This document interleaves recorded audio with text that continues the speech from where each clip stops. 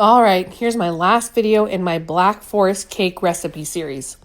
Today we're going to be assembling this delicious cake that will have all your customers coming back for more. A Black Forest cake uses stabilized whipped cream, not buttercream. This is very, very important. Level off your cake layers so that they're even and nice and flat. Now we're going to add the cherry liqueur syrup.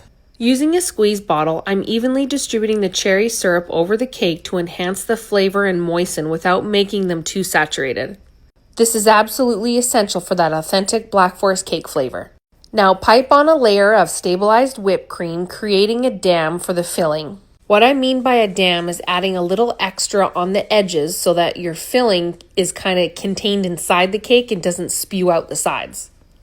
Now spoon in the cherry liqueur filling, being careful not to add too much so it doesn't overfill the sides.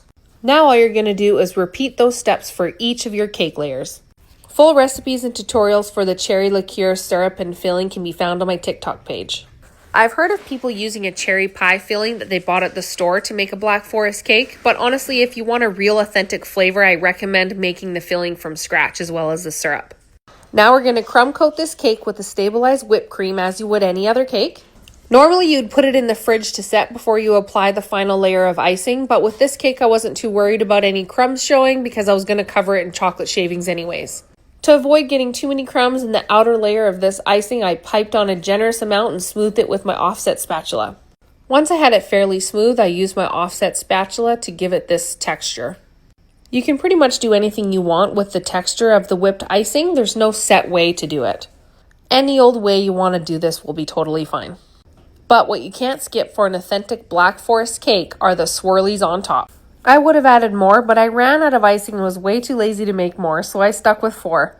Black Forest cake is decorated with dark chocolate shavings on the outside. All you need to make that is some high quality dark chocolate and a potato peeler. I found this step rather tedious and annoying to do, especially because I have really hot hands and I kept melting the chocolate and making an absolute mess.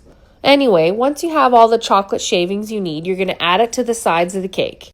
The method I used here worked okay, but because my hands were so hot, the chocolate was melting, so it was a big mess. I'm sure there's a better way to do it, but whatever. Next, I added some chocolate shavings to the top of the cake and a maraschino cherry to each swirl. You can also use fresh cherries for this, but I like the look of the maraschino cherries. My cake was looking a little naked, so I used the leftover shavings and kind of just tossed them on. Made another giant mess, but it was worth it. Then clean off your cake board as best you can using a fluffy brush. And you're all done. I made this cake for my dad's birthday, so I was able to get a shot of cutting it, which was really awesome. We served it with a scoop of vanilla ice cream and an extra drizzle of cherry syrup. I hope you love this recipe. See you in the next video.